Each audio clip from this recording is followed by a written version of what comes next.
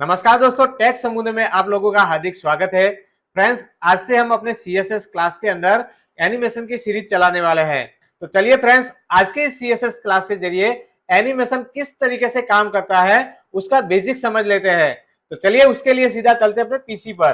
तो फ्रेंड्स, ये हमारा एचटीएमएल कोड है जिसके अंदर हमने एक डिव लिया है और इस डिव की जो क्लास है उसकी हेल्प से हमने इस डिव की विड्थ, हाइट और बैकग्राउंड कलर सेट किया है और इसके अलावा हमने मार्जिन टॉप और मार्जिन लेफ्ट सेट की है और इस डिव की जो पोजीशन है वो हमने एब्सोल्यूट रखी है। ठीक है, और जिसका आउटपुट कुछ इस तरीके से आ रहा है। तो चलिए फ्रेंड्स, इस डिव को अपनी करंट पोजीशन से बॉटम की तरफ मूव करवाते हैं एनिमेशन की हेल्प से। तो उसके लिए सबसे पहले हमें एनिमेशन का नाम देना होगा। तो फ्रेंड्स, ये जो हमारा डिव है इसकी क्लास के अंदर हम प्रॉपर्टी लिखेंगे एनिमेशन नेम और इसके अंदर आप अपने अकॉर्डिंग कोई भी नाम दे सकते हैं। फॉर एग्जाम्पल यहाँ पर मैं लिखता हूँ टेस्ट, लेकिन फ्रेंड्स कोई भी नाम दो, उस नाम के बीच में स्पेस नहीं होनी चाहिए। फॉर एग्जाम्पल यहाँ पर मैं लिखता हूँ टेस्ट 1, तो इस तरीके से हमें नहीं लिखना है। हाँ, आप यहाँ पर हाइफन लगा के इस तरीके से एनिमेशन का नाम दे सकते हैं।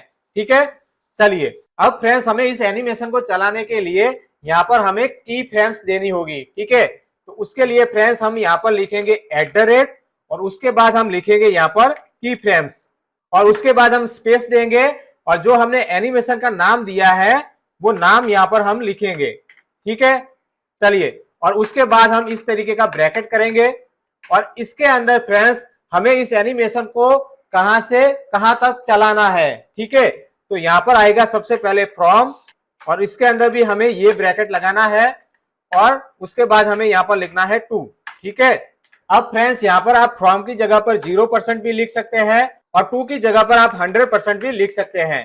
ठीक है, तो हमारा जो एनिमेशन है वो 0% से स्टार्ट होगा और 100% पर वो एनिमेशन एंड हो जाएगा। ठीक है, अब फ्रेंड्स फॉर एग्जांपल मान लीजिए हमें इस डिव को अपनी करंट पोजीशन से बॉटम की साइड 200 पिक्सल तक मूव करवाना है। तो उसके लिए फ्रेंड्स जब हमारा एनिमेशन स्टार्ट हो तो हमारा एनिमेशन 0% से स्टार्ट होगा। ठीक है, तो जब हमारा एनिमेशन स्टार्ट हो तब हमारे इस डिव की जो टॉप पोजीशन है वो 0 पिक्सल पर होनी चाहिए।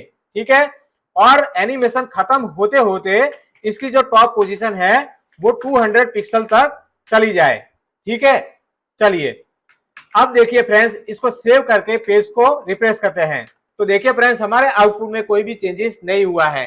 क्यों? क्योंकि यहाँ पर हमने इस एनिमेशन का ड्यूरेशन नहीं दिया है। ठीक है, तो यहाँ पर हमें लिखना होगा एनिमेशन ड्यूरेशन और इसके अंदर हम वैल्यू दे देते हैं 2 सेकेंड। ठीक है, तो ये जो हमारा एनिमेशन है वो 2 सेकेंड तक चलेगा।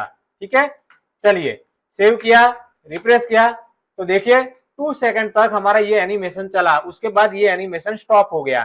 ठीक है, यदि आप इस एनिमेशन को कंटिन्यू चलाना चाहते हैं तो उसके लिए फ्रेंड्स यहाँ पर एक और प्रॉपर्टी लिखनी होगी जिसका नाम है एनिमेशन इटरेशन काउंट और इसके अंदर आप जितनी बार अपने एनिमेशन को रन करवाना चाहते हैं उतनी आप न्यूमेरिक वैल्यू दे सकते हैं।